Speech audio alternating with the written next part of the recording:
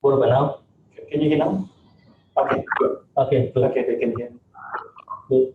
Okay, yeah.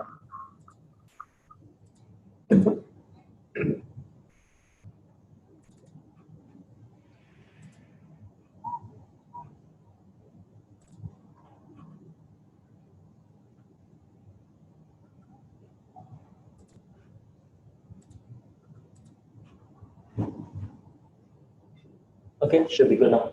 Okay. Okay. Okay, let's get started. Once again, we're going to talk about Australian skilled migration. It's a brief introduction of the whole system and some more details on 3 kinds of visas, which are SUBCLASS 189 visa, SUBCLASS 190 visa, and SUBCLASS 489 visas. So first of all, we need to understand why there is something called a visa in Australia's law. The purpose of a visa is to regulate non-citizens' immigration status when he is in Australia, so that the Australian migration laws can recognize different non-citizens and provide relevant governing. So here we have a name called immigration status. There are two in total immigration status. First one is called lawful non-citizen. The other is called unlawful non-citizen. A lawful non-citizen is a non-citizen who is in Australia and holds a visa of any kind, and the visa is still in effect. So for any other people, any other non-citizen in Australia, we call them unlawful non-citizen. To be short, if you don't hold a visa and you're in Australia, then you become unlawful.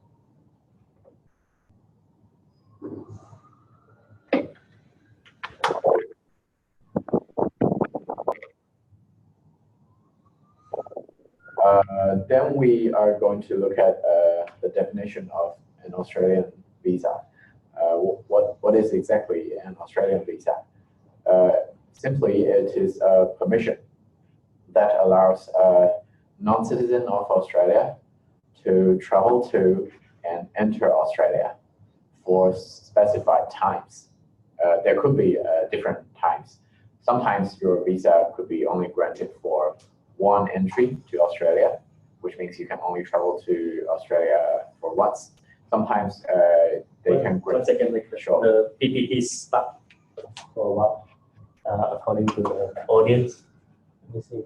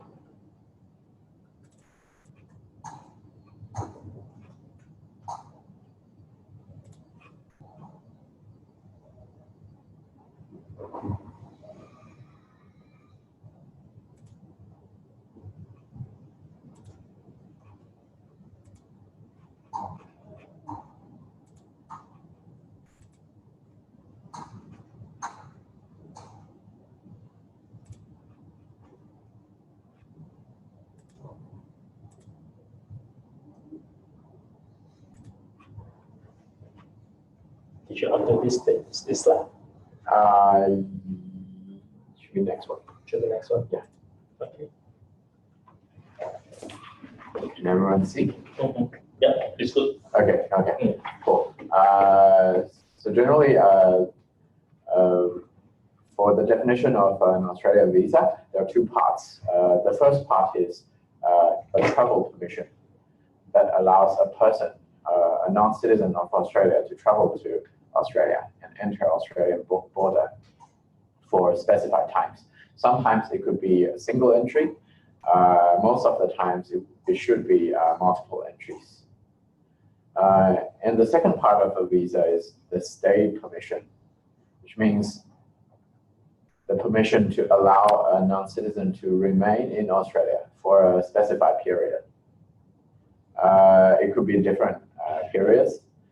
For an ATA visa or visitor visa, usually the stay period is 3 months. And for some longer validity visas like student visas, the stay period is usually equal to the time on a student's COE, confirmation of enrollment. So generally for an Australia visa, you should bear in mind that there are two major parts of the permission. One is to travel, the other is to stay. They are separated rights. And why we're talking about this? Because understanding this structure would help you understand what an Australian permanent resident is. So let's keep moving. Australia has a visa system. They categorize all their visas, but here we listed some very general categories. The first one is the substantive visas, or you can understand it as like main visas or major visas. So generally, most types of the visas are substantive visas. And there are also non-substantive visas. And these visas are only for the purpose of granting lawful non-citizens status to non-citizens when they are potentially going to be or have been unlawful non-citizens.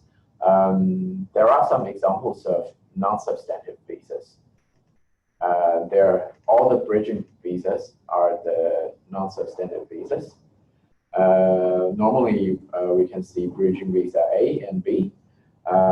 Students will get them when they are onshore in Australia and they apply for a new school. And after they apply for a new student visa, they will acquire a bridging visa A. This is because before their new student visa is granted, there is a possibility that they can fall under the definition of unlawful non-citizens. To avoid this kind of situation, the migration department of Australian government would usually grant them a bridging visa of some kind to avoid them from being unlawful non-citizens. And all the other visas are generally substantive visas. For example, student visas and the skilled independent visas that we're going to talk about today. For the substantive visas, there are two major categories. The first one is temporary visas. That means the visas that have limited stay period. We can go back to the two parts. A visa has two parts, travel permission and stay permission. For the limited stay permission, we call them temporary visas. And if the visa has unlimited stay period, we'll call them permanent visas. In other words, all the permanent visas can be called permanent residence. There are some examples of temporary visas here. Student visas, subclass 500, visitor visas, like subclass 600, subclass 651 ETA visa, and there are temporary graduate visas, subclass 485, and one of the visas that we're going to touch upon today, skilled regional provisional visa, subclass 489. For the permanent visas, we're going to talk about the two examples here, skilled independent visas, subclass 189, and skilled nominated visas, subclass 190.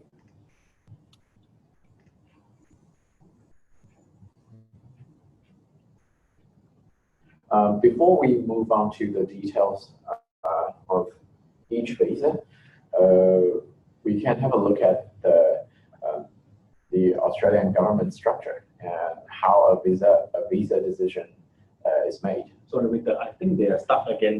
They can listen to you, but not the PPT. Okay. They start on the second page. Let me check. This one? Yeah, they start on the second page. I'm not sure why. Let me check.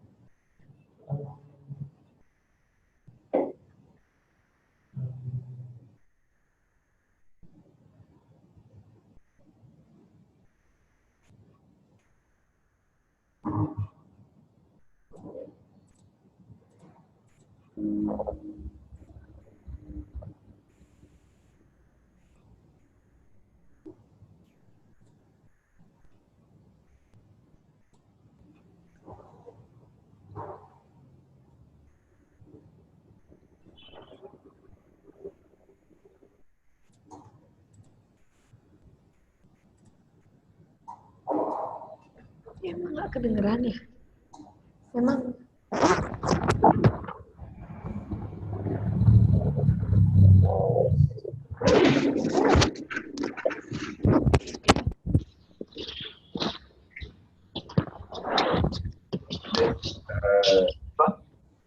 Yes. So on this page, we've just talked about different categories of visas. We have substantive visas. You can translate it into like main visas or major visas. Non-substantive visas like non-major visas, and examples of bridging visas. And then we have temporary visas with limited stay period and permanent visas with unlimited stay period. That is permanent residence. Then we move on to the Australian government structure and its relationship to a visa decision. So Australia is a federation country. That means there's local governments have very strong power. There are generally two layers of government in Australia. One is federal government, up there, the top one, federal government, and the state government. Usually, not usually, always, a visa is granted or issued by the federal government. Only federal government can issue visas to non-citizens. Only the federal government can receive or process all the visa applications. Federal government can only the federal government can refuse a visa, or can cancel a visa when they find the visa holder has some misconduct. The state government also has their power to affect some of the visas, like SUBCLASS 190 and SUBCLASS 489. They can make state nomination policies, and they can receive, process, and make decisions of nomination applications for 190 or 489 visas. It should be noted that what they do is they make decisions of nomination applications, not the visa applications. After they make the decision, the applicants of these two visas will still need to apply through the federal government for their final visa to be granted. And in the federal government, the department that is responsible for the processing of all the visas is the Department of Home Affairs. I put the link here. You can click it. You may have a chance. May have a chance to look at it. They're changing their website constantly. The current version is I think is not a good one. Very hard to use. But generally, you can do some search here for the visas, different type of visas and policies, and you can have some browsing here about how to get a visa generally. And usually, it's the border force. They have changed the website. Go back.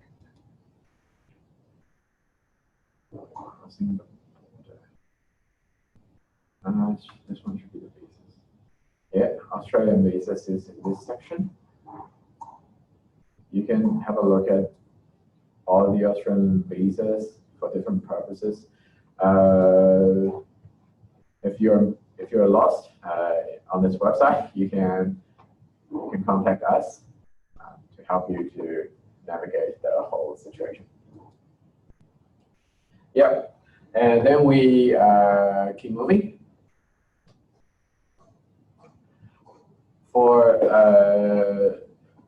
For the general process toward the skilled migration visas, there are a lot of steps here. First of all, if you want to migrate to Australia, you have to satisfy the federal requirements on the visas. Here, there are, if you're applying for all these visas, any one of these visas, you need to satisfy the general requirements from the federal government, such as the occupation, age, point test, language, etc. We're going to touch upon that in details later. And if you're applying for 190 visa or 489 visa, you need to also satisfy the requirements of state governments, such as the occupation, age, skills, and sometimes residence in the state, and etc., etc. And then, if you can satisfy this one or these two kinds of requirements, you need to do some preliminary procedures. You need to lodge your expression of interest to the federal government first. That is not a visa application. It's just a notice to the government that you think you satisfied the requirements of either federal governments or federal governments plus the state governments. And you're going to apply for the visa. And you want to be in the queue to wait for the invitation. And then you lodge the expression of interest. We call it EOI. It's just a notice, and it's a digital notice put in an automatic system, and you will be automatically invited when the system thinks you have enough points or you meet the specific requirement that system has. And then after you lodge the EOI, if you're applying for 190 or 489 visa, the state nomination visas, you need to also apply for state nomination through the state government. They have their application portal on each state's government website. And then it's a long time of waiting. You're going to wait for the invitation from the state government, from the federal government. The state government, if you're applying for 190 visa or 489 visa, once you successfully have the nomination from a state, the state government will notify the federal government. The federal government will then issue the invitation to you. For other people who apply for 189 visa, they'll only need to wait for their scores to be enough to be invited by the federal government. And then after you receive the invitation, you can apply for a visa. And that is not to say you already have the visa. You can only apply at this stage. Afterwards, there will be a very long time of visa processing. There will be a final decision. It's either a grant or a refuse. Most of the people would have no problem with if they can successfully walk to this stage, the final stage, applying for a visa. Some of the people may have difficulties in preparing their visa evidences or documents, and they may get refused. So very unlikely event.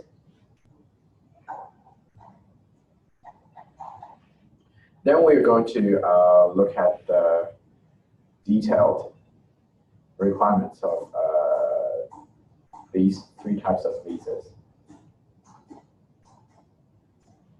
So there are some general requirements here. First of all, you need to be invited to apply. That means you cannot apply for this visa at any time you want. You can only apply for this visa when the federal government invites you to do so. Then, to get an invitation, you need to submit the EOI. We have talked about that. After you have submitted the EOI, you will be ranked against other intending applicants and might be invited to apply for the visa. So generally, you'll be ranking for your immigration points or point tests. The higher scores will get invited. If you have lower scores, then you won't be invited very soon. Sometimes you will never be invited. Generally, the invitations are an automated process. You won't have a chance to talk to an exact person about your situation. You can only update your changes of conditions through the internet in an automated system. Then there is another important requirement, which is that you need to have a suitable skills assessment. Generally, there are two parts of this requirement. First of all, the occupation you are nominating must be on the relevant eligible skilled occupations for specifically this visa, for the 189 visa. And then, second part is you have to pass the skills assessment of this exact occupation you're nominating.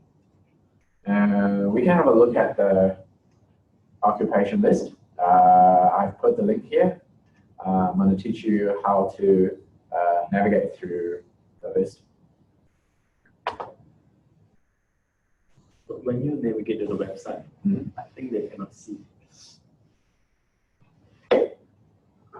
Can they see this one? Yeah, Or they can see this one. they can see the small one? Yeah. Okay. I'm going to go right there.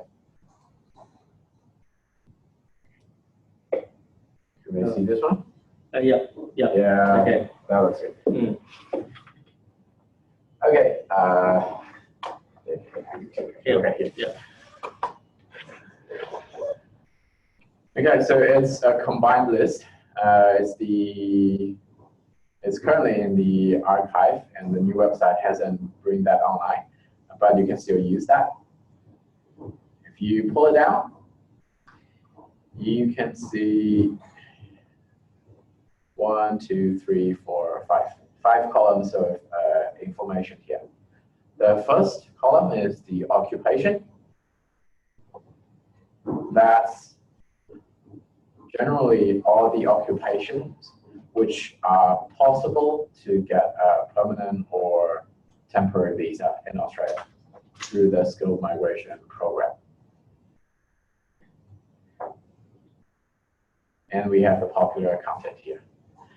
Then we'll have the second column, the ANZ SCO code. It's a coding system that gives every occupation an ID to navigate through the country's statistics system. So generally, the occupation goes together with the code. If you want to search for the details of this of a specific occupation, you can simply put the code together with the occupation name into Google, and then generally it'll bring you the information you need about details, what this occupation does, how many years of employment you need to satisfy the skill level, stuff like that. And then the third column is the list. What kind of list the occupation is on. Generally, there are 3 lists. The SDSOL, the short-term list, and the MLTSSL, the midterm list, and the regional list. We have here aeroplane pilot is in regional list. But generally, you do not need to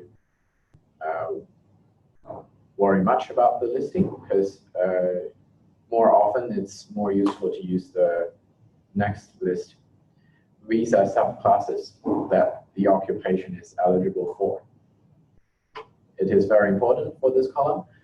For example, if you are an accountant, let's go to accountant, then you look at this column. You can see all the visas. You can see all the visas that this occupation is eligible for. It's eligible for 186, it's the employer-sponsored permanent visa. It's eligible for 189, PT is in short for point test stream. It's also eligible for 190, 407, 485, graduate work, 489, family stream, and 489 state nomination stream, and the TSS visas. So generally, you'll be using this column more frequently than using the list, because currently the list is in a mess in terms of the law. You might easily get lost, but it's clearer in this column. It tells you what visas this occupation is eligible for. And the last column, assessing authority, is also very important, because the students will deal with these assessing authorities when they want to get a suitable skills assessment. Simply these, like VSS, CPA Australia, Chartered Accountant NZ, these kind of authorities are the ones that are responsible for issuing a skills assessment. If you want to acquire a suitable skills assessment, you have to contact these authorities and give them your information and let them make the decision. So this is the eligible skilled occupation list. It's probably the most useful list you're going to use. Let me go back to the PowerPoint.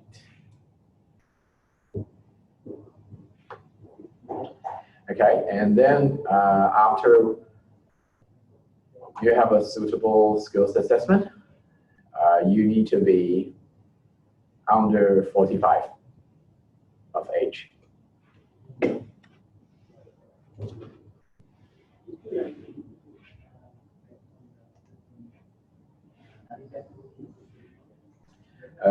The age requirement used to be 55. Now it's only 45. And then you need to have at least this level of English language.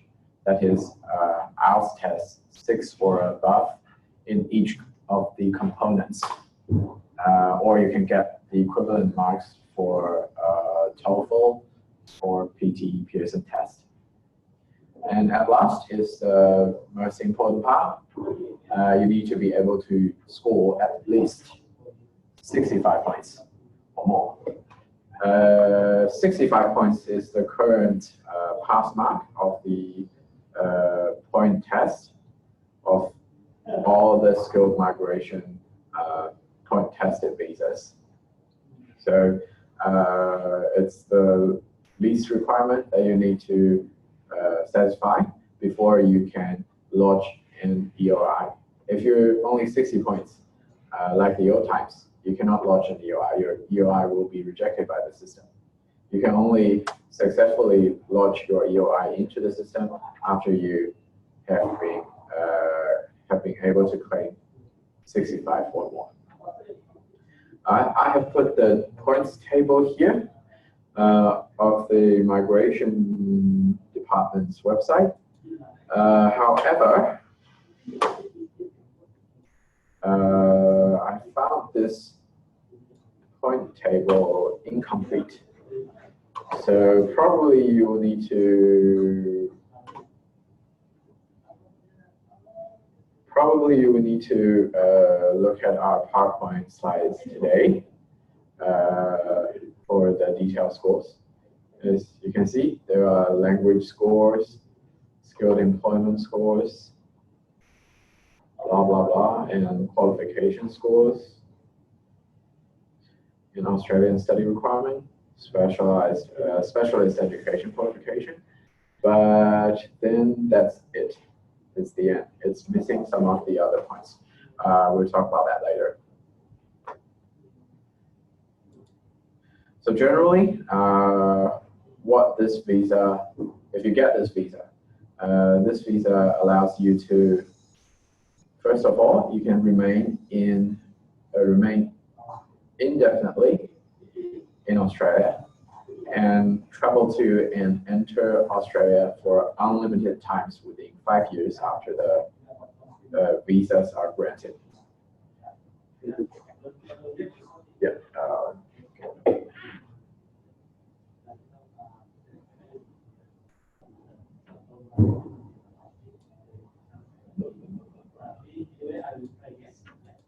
Okay. Yeah. So here we talk about this visa in the structure that we have just introduced. Two parts: travel and stay period. First of all, it's the stay period. You can remain indefinitely in Australia. And for the travel part, you can travel to and enter Australia for unlimited times within 5 years after the visa are granted. So in short, a permanent visa allows you to live in Australia indefinitely. If you don't leave Australia, there's no need for you to apply for a new visa in the future.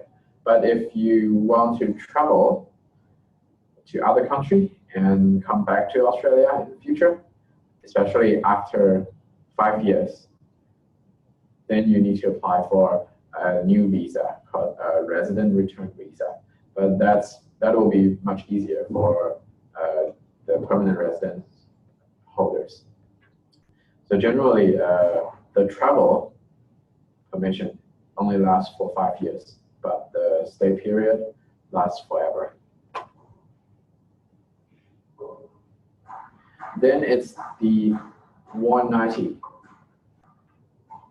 subclass 190 visa, skilled nominated visa. The general requirement is very similar to 189 visa, except that it has one more requirement here. The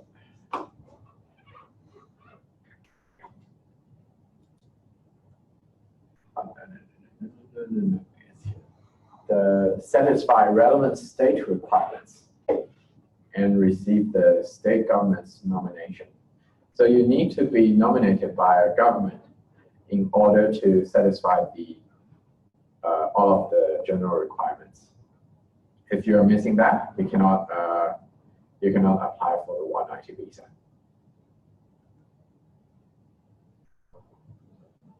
And still, you will need to look at your occupation carefully.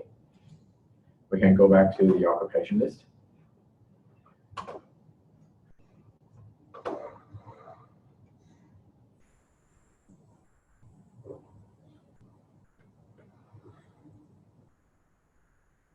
Here you can see some of the occupations that are not eligible for a 189 visa, but is eligible for a 190 visa. Like the first one, accommodation and hospitality managers, not elsewhere classified. It's not eligible for a 189 visa, but it's eligible for a 190 visa. So in this case, we can generally consider subclass 190 visa as having a generally larger occupation list compared to subclass 189 visa. But still, you're going to satisfy point test. You need to be at least 65, score at least 65 points to be invited by the federal government. But the good thing is, if you are nominated by the state government successfully, you will receive 5 points. If you're applying for 190 visa, in that case, you will only need to get 60 points to pass the 65-point pass mark.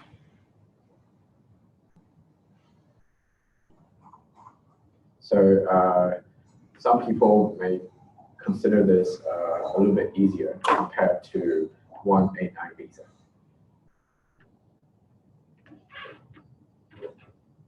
And if you get this visa, it will allow you to remain indefinitely in Australia and travel to and enter Australia for unlimited times within 5 years after the visa is granted. That's the same as the 189 visa, but it has an obligation attached. After acquiring this visa, you must remain your residence in the state that nominated you for 2 years. So if you got the visa and you left the state, in most of the cases in the past, the state government won't seek trouble from you. But recently, because the economic situation in many of the states are kind of in a slow development,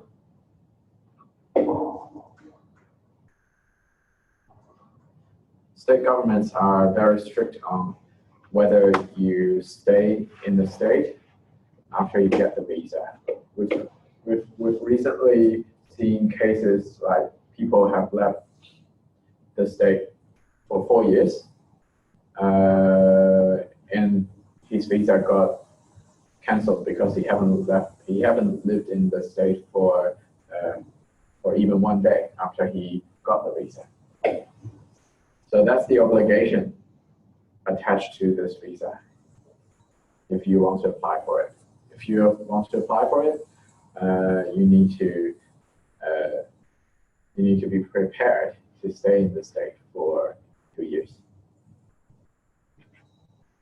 And then we come to the skilled regional provisional visa, SUBCLASS 489. It's a temporary visa, which means it has a limited stay period. We'll talk about the stay period later. First of all, we can look at the federal requirement, general requirements for the visa. It's also very similar to the 189 visa, and it's also similar to the state-nominated, skilled nominated visa 190, because you also need to get a state government's nomination to get this visa. This visa is generally for the applicants who want to stay in the regional area, or you can consider the regional area as the low population growth area, usually far away from the capital city of each state. For this visa is generally for people who want to go there, go to the regional area, and comparatively, it will have less difficulties for people to apply. Generally, for still the eligible skilled occupations, we can consider the SUBCLASS 489 usually has the largest occupation list in all of the 3 visas.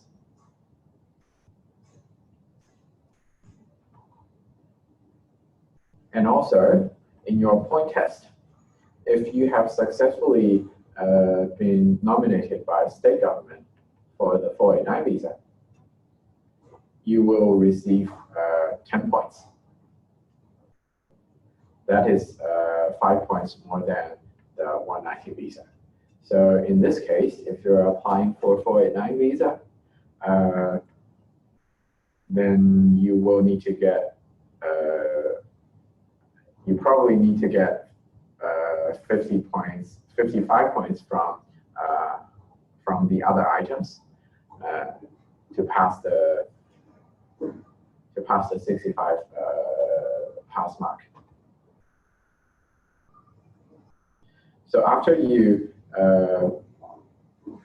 get this visa allows you to remain in Australia for up to 4 years. That's the stay period. And then the travel permission is also 4 period. But it has also an obligation attached to the visa. So you must remain your residence in the regional area that nominated you for up to 4 years. So you need to live in the low population area for up to 4 years, during which, if you can accumulate 2 years of residence plus 1 year of full-time employment in the area, you will be able to apply for skilled regional visa, SUBCLASS 887. So this visa is a permanent visa. So it's generally a 2-step pathway toward permanent residence. First is the 489 visa. If you get this visa, then you stay in the regional area that nominated you. You work for 1 year, and you live for 2 years, then you can apply for a permanent visa.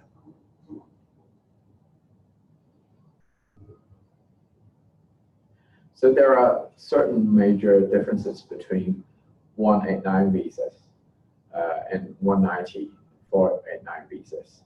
For 189 visas, it's kind of like the ideal visas that anyone can apply. There is no obligation to remain your residence in any area. However, the competition level is very high because anyone can apply. That means you're competing with all the lawful non-citizens in Australia who would like to migrate. However, compared to 189 visas, state nomination visas comes with an obligation to remain your residence in the certain areas.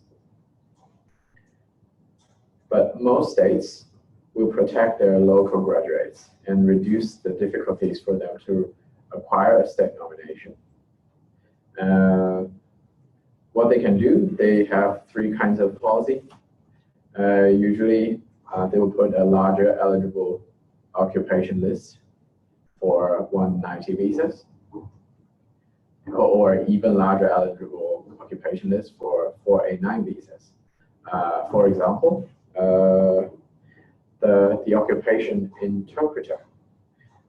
It used to be an occupation eligible for 189 visa, but it's no longer eligible for this visa anymore. However, it is eligible for 489 visa. And there are some states like Tasmania. In Tasmania, people who pass their interpreter skills assessment can, after studying certain times in Tasmania, they can get a state nomination for 489 visa. And usually, many of the 190 visa nominations or 489 visa nominations are only open to local graduates. That means only people who have studied in the state for some time can get the nomination. So that's the difference between 189 visas and the state nomination visas. Now we are going to look at the points table. So first of all, it's the age.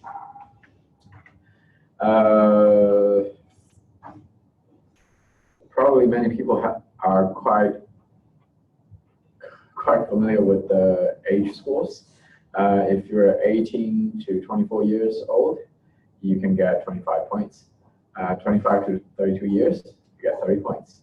33 to 39 years, you get 25 points.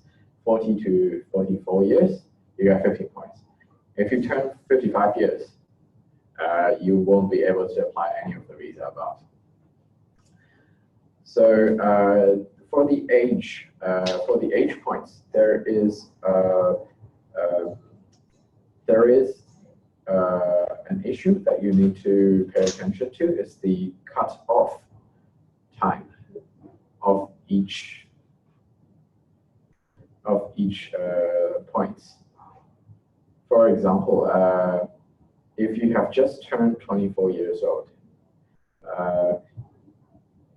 you can be eligible for 25 points, and you will be staying for this point until your birthday of 25 years old. And if you have just turned 32 years old, and you're currently on the highest score here, and you still have 1 year before you turn 33. You can still have 1 year to stay on this point level. But if you after your 33 years birthday, then you will be automatically downgraded to 25 points. And then it's the English language skills. If you have the competent English, like the IELTS, if you get 4 6s in all the 4 components in the IELTS test, you don't have any points. It's the benchmark requirement you need to pass. If you get proficient English, that's 4 7s, then you get 10 points. If you get superior English, that's 4 8s, then you'll get 20 points.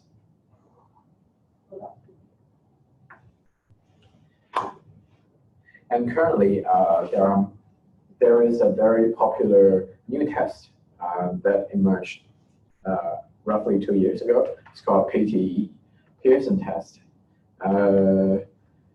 That test is generally considered statistically easier than IELTS test.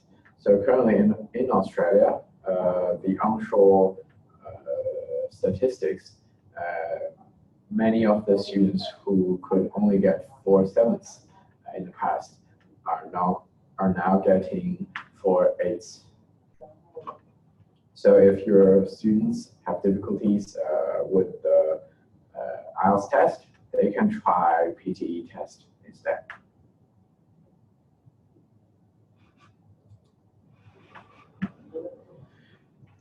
Seems it's stuck. Okay, it's back. Okay. And then it's the skilled employment points. We have talked about the occupation. Then if you have worked in this occupation in the past, you may be able to get some points. Skilled employment in the last 10 years outside Australia. If you have less than 3 years of employment outside Australia, you get 0. If you have 3 to 4 years, you get 5. If you have 5 to 7 years, then you get 10. If you have 8 to 10 years, you get 15. Some students, after they graduate, they may find a job on their graduate visa in Australia. If they have less than 1 year of employment, they get 0. If they have 1 year to 2 years, they get 5 points. If you have 3 to 4 years, you get 10 points. If you have 5 to 7 years, you get 15 points. If you have 8 to 10 years, you get 20 points. There are some issues that you need to pay attention to. The skilled employment. First of all, the employment must be in your nominated skilled occupation or a closely related occupation. Generally, that means if you have a positive skills assessment of an accountant, only the accounting employment can be used to claim the points. You cannot claim points for employments working as a janitor or reception. That's the meaning of in your nominated skill occupation. And the employment must be full-time. And for the full-time, here is the definition: at least 20 hours of paid work per week.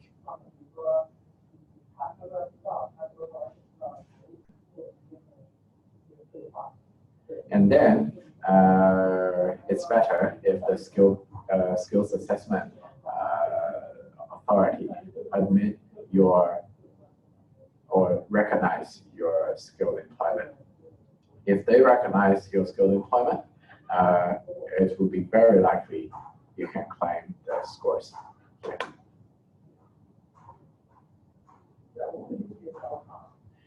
Then there is the qualification point table. If you have a PhD level degree in Australia or outside Australia, as long as it can be recognized by the Australian standard, you get 20 points. If you get a bachelor degree or a master's degree, you get 50 points. If you get a diploma level or trade qualification completed in Australia, you get 10 points. Or if you have similar qualifications that can be recognized by the any of the Australia skills assessment bodies, you can get 10 points. For this part, you need to be careful because the qualification points you can only receive the points for your highest qualification. There's no double or multiple counting. Like if you have a bachelor, if you have a doctorate, you get two kinds of points. Or you can only get the highest level of qualifications points.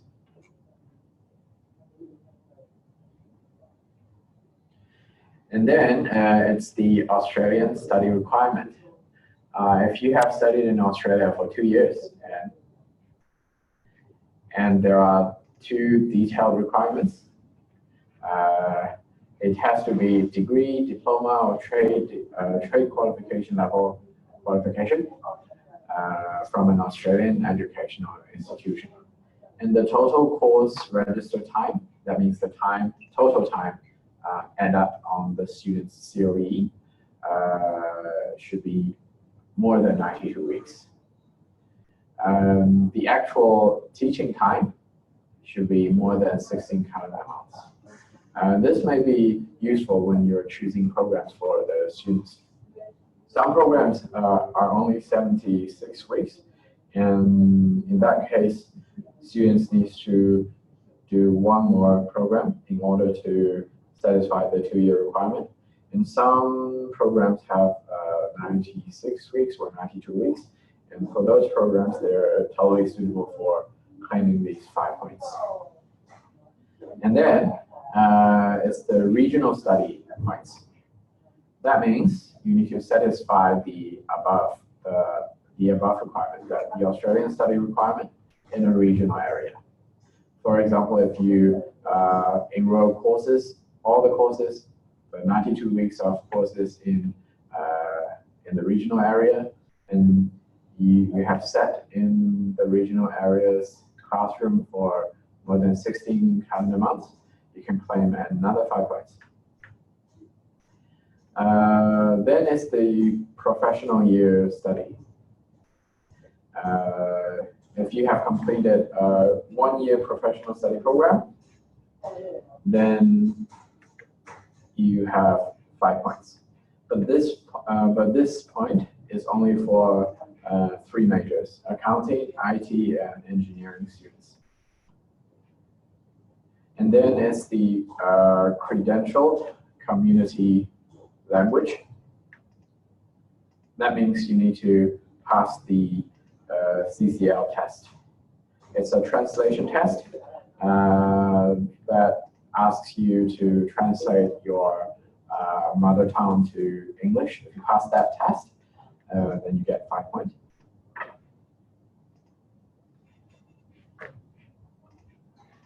And then it's the specialist education qualification. That's for STEM students, science, technology, engineering, and mathematics students. If they are doing master's degrees by research or PhD, and if they're in these majors, they may get another 5 points.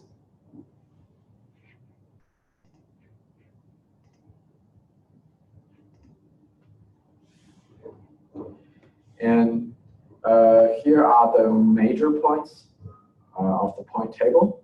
There are 3 other 5 points or 10 points that we need to talk about, but it's not in the PowerPoint.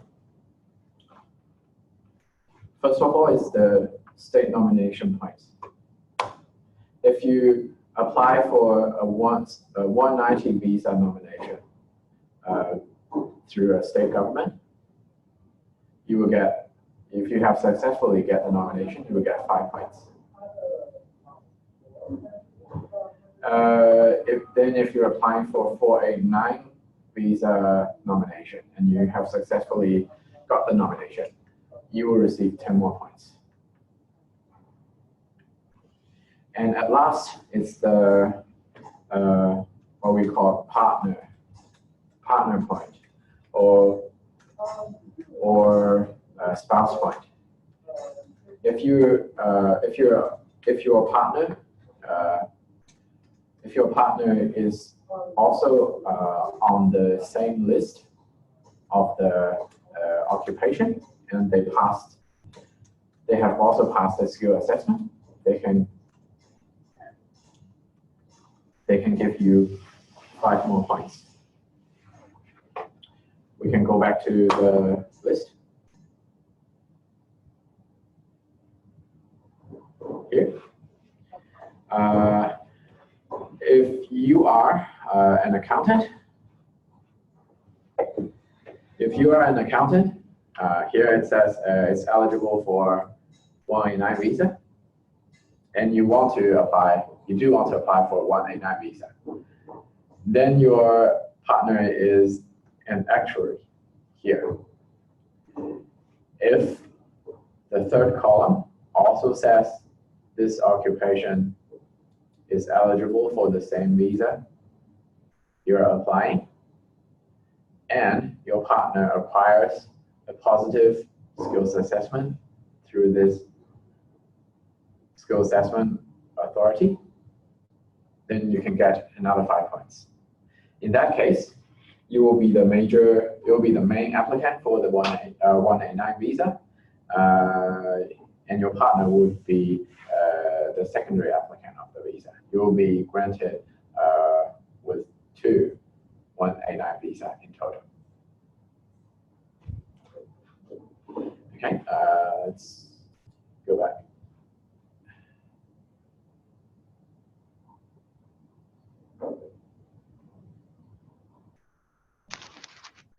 Okay. Here we're gonna generally talk about what we think is the best process to assess a client's situation before they start their university applications. I mean, if they want to migrate to Australia, they need to go through this. It's probably the best way to assess their situation. If they do not want to migrate to Australia, if they do not want to seek a permanent visa in the future, then there's probably no need to go through this process. This process is only for people who are intended to come to Australia and stay in Australia in the future. So the first step, the clients need to confirm their occupation, which occupation they're going to nominate. There are several useful questions they need to ask themselves, or you can ask them. Which occupation is eligible? First of all, you have to go through the list, or ask the client to go through the list, find a possible eligible occupation.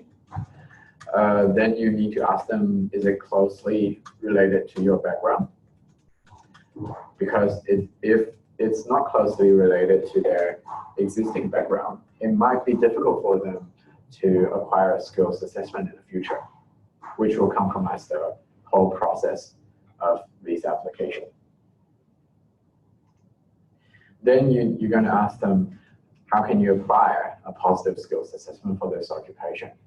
You need to look at the courses they need to study. Usually there are accredited courses listed by different authorities.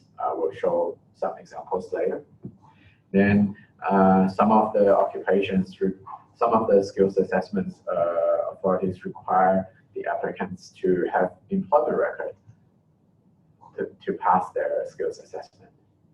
And then some of the skills assessment authorities also have the language requirements.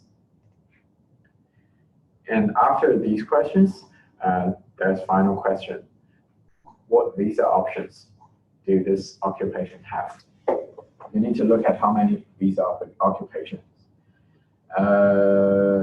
After we have shown you the combined list, you need to go through that list, look at the visa options. Always choose more options, occupations with more options. And then when you have decided the occupation, you need to satisfy the federal requirements. You need to ask them the questions like, will you be able to meet the general eligibility requirements, like the ones we have put in the previous slides? How is your PERT test result going to be? This question can be further breakdown into 3 major parts. First one is, how many points do you currently have? And how many points are you able to acquire in the near future? And how are you going to acquire them? Then is, can you pass the 65 points pass mark?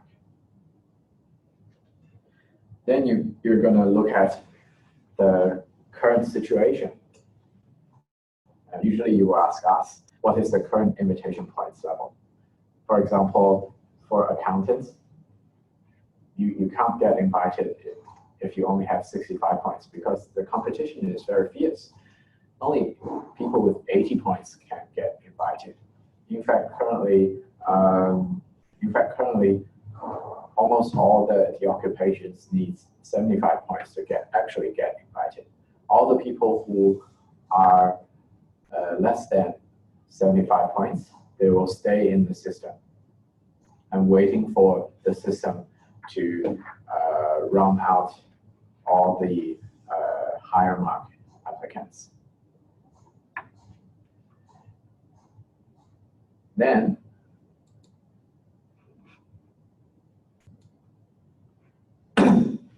if your occupation has the option of 190 or 489 visas, you need to look at the states. Which states can nominate the occupation? Not all states can occupy an occupation. Even if it's the list says it's eligible for 190 visa or 489 visa, it is possible that this occupation can only be nominated in limited 1 or 2 states. You need to look at the state's websites and see whether this occupation can be nominated in that state. Then you need to look at the state's nomination requirements for either of the visas. Can you meet any of the state's nomination requirements? Usually it's the study requirements, language requirements, or residence requirements. And then you're going to ask the students, what state do you want to commit to in the future? Because once you are decided to pursue the 190 or 489 pathway, you're going to eventually stay in the area for a long time. If you don't choose a place you like, it might be you may have some problem at the time. At last, you help the client to make the decision. The decision on which program in Australia the client will study, which subjects, and what location he'll be studying. And usually, and also make decision on the destination visas that the client are going to pursue. Usually, always choose the pathway that leaves more visa options, if possible.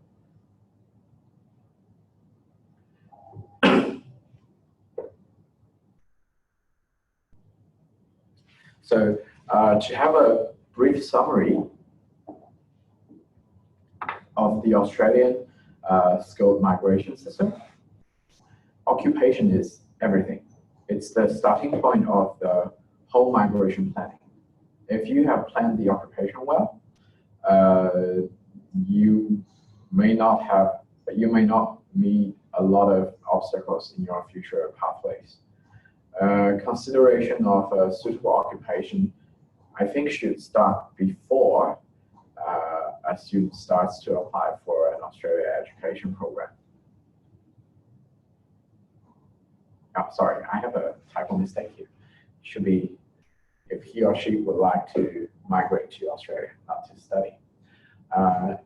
If a student would like to eventually migrate to Australia, occupation is the starting point before everything starts. And occupation is different from a subject of study or a major in the universities. Usually, an eligible occupation has a limited list of accredited programs for students to choose. And we'll talk about that later. We'll give some of the examples here. And in the next several slides, we'll be introducing some occupations that are currently in shortage and are eligible for the skilled migration program, and also relatively easy to get a positive result of the skills assessment.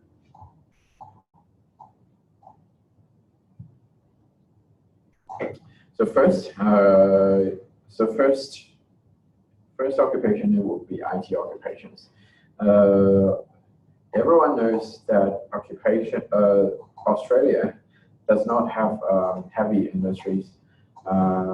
So to compensate the economy, its service industry and IT industry is very, very developed. So the Australian market needs a lot of programmers, network engineers, and recently there are some new eligible occupations like internet security specialists, and also some of the ICT business analysis. So if you're going to nominate an IT occupation, here are the list of eligible occupations: programmers, network engineers, internet security specialists, ICT business analyst. And if a student wants to study in Australia first, you can go through this list to recommend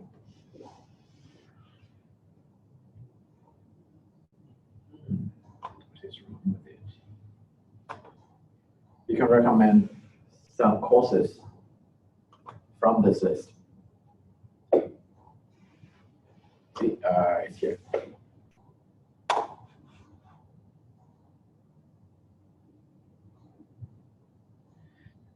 There are universities here. There are programs here. Okay, no courses. This one has just been canceled. Here we have like Bachelor of Commerce and Business Information System major.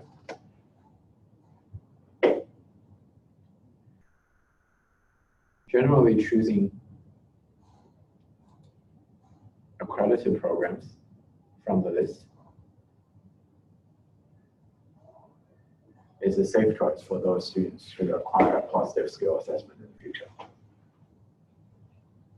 And if you want to know the details of which program leads to which nominated occupations, you can further contact us for more details. Usually things like Bachelor of Information Technology here, they can lead to multiple occupations like programmers, network engineers, security specialists, and the ones we were looking at here, such as Bachelor of Commerce, is a business school program. It usually leads to ICT business analysts. And then to pass the skills assessment requirement, you need to complete an accredited qualifications, and then you need to complete 1 year of professional year program, or post-qualification employment for the same time. It's just 1 year study in professional year program or 1 year employment after you graduate.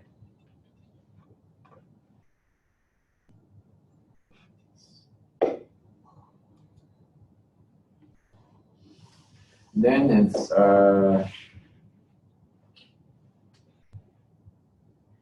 engineering occupations, all kinds of engineers. There's a question here from Katie. Okay.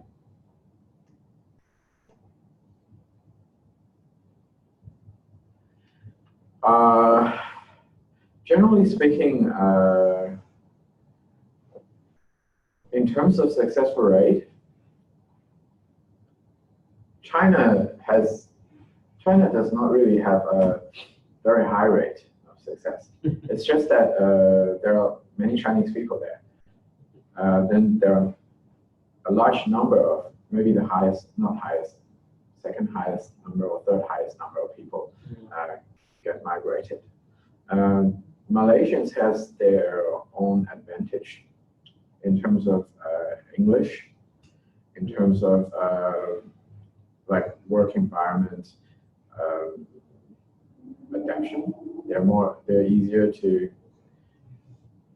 to get adapted into Australian culture. That may give them more chances to be successfully invited or be successfully migrated.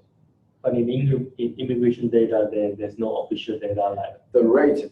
There's no difference in terms of rate. Right. Currently, the only Southeastern Asian country that I know has a significant higher rate, Philippines. Philippines, okay. Yeah. Right. I think that's related to their level of English language. Okay. Yeah. Okay.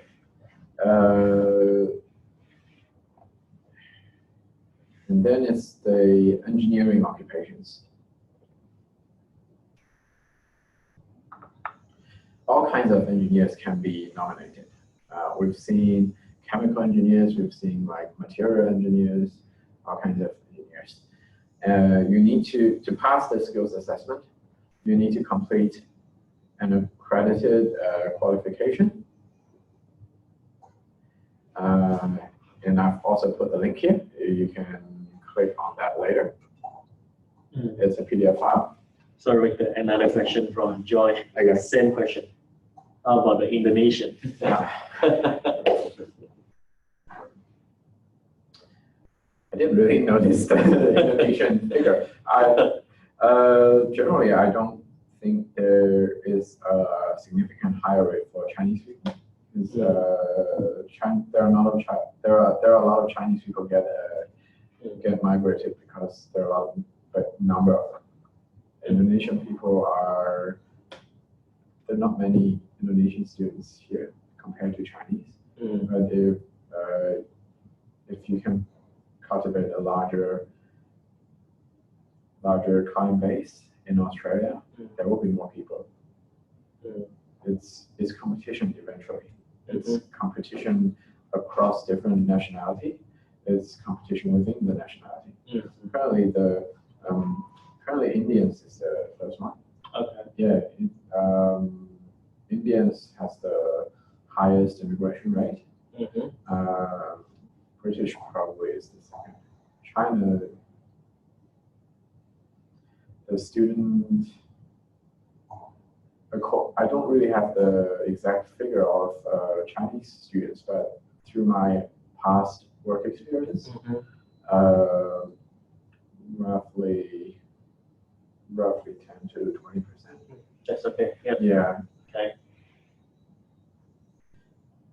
And then to pass the engineers skills assessment, go for an accredited program, and then do a 1-year professional year. Then you'll get a skills assessment.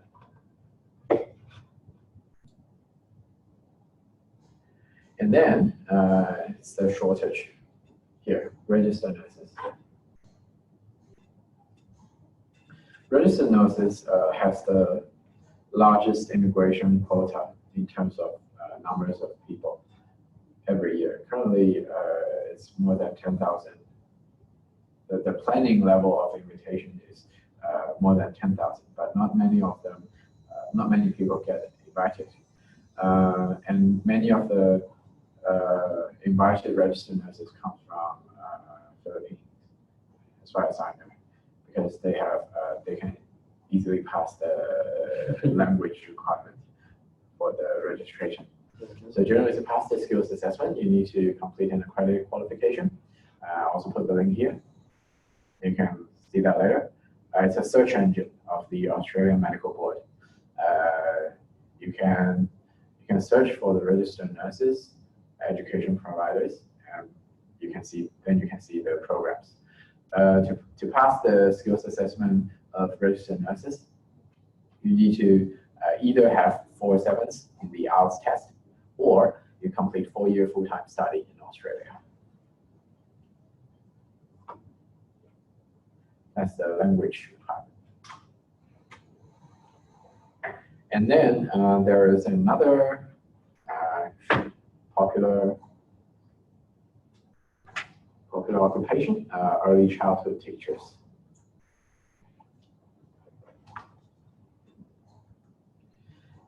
And also, you need to complete an accredited qualification and pass the language requirement. If you want to pass the language requirement, you need to complete 4-year full-time study in Australia, or you get 8 in listening and speaking and 7 in reading and writing in the IELTS test. And I think these 2 organizations, registered nurses and early childhood teachers, these 2 authorities only recognize IELTS test. That means you can't go for a PTE test for higher marks. And also, there's one not that popular, but in terms of difficulty, it's relatively easier to acquire skills assessment. It's the quantity surveyor. Generally, it's an occupation in the building industry. It looks at the cost of different building projects, construction projects, and they'll research on the cost and make reports on the cost, and then the construction companies will use these reports to get loans from banks. It's an important role in the industry. And if you want to pass the skills assessment requirements, you only need qualification from an accredited program. And it's very easy, just like the accountants in the old time. Yeah. And yes, and that's generally all the parts of our brief introduction of the skill migration system in Australia. If you have any questions, ask us.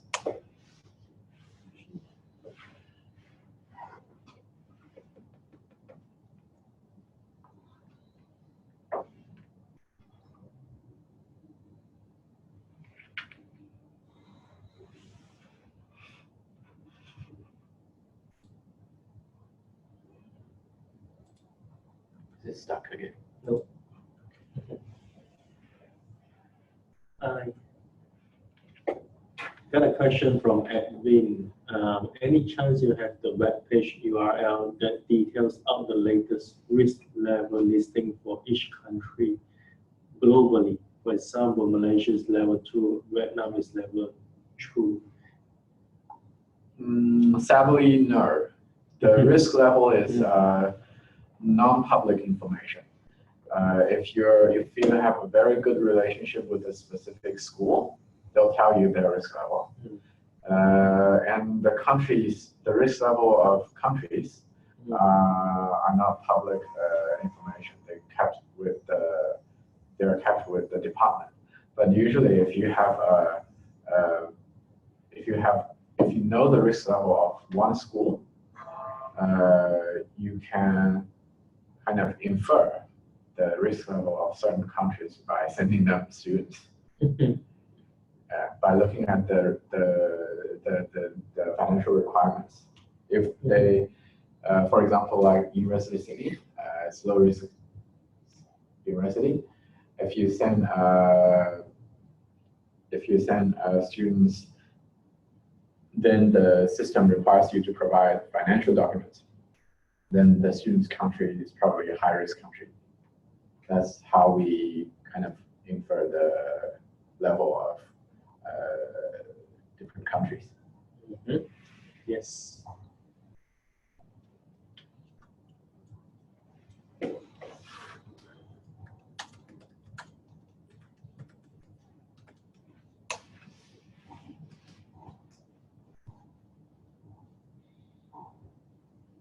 Okay, there's another question from Joseph.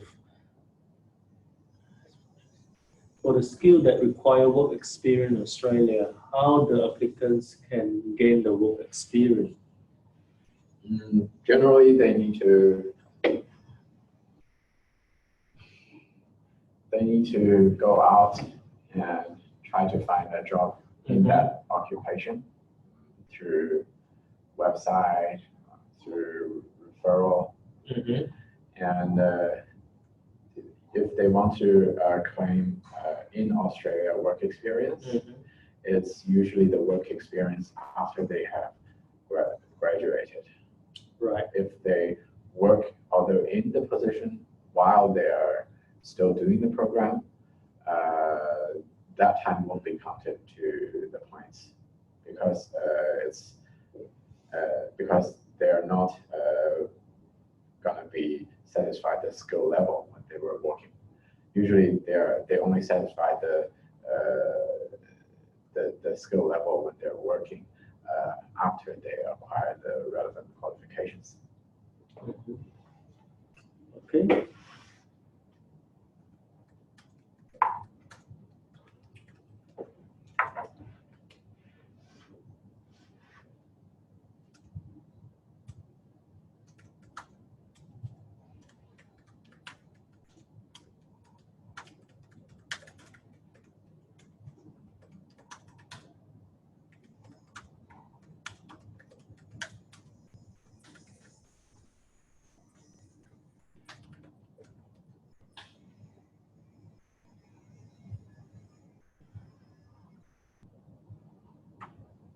I think there's no more questions, then we should conclude here. Okay, good. Okay, thank you everyone for your time today. So if you have any questions, just feel free to contact No problem. us. Yeah. Thanks a lot, guys. Thank you. Thanks a lot. Bye-bye.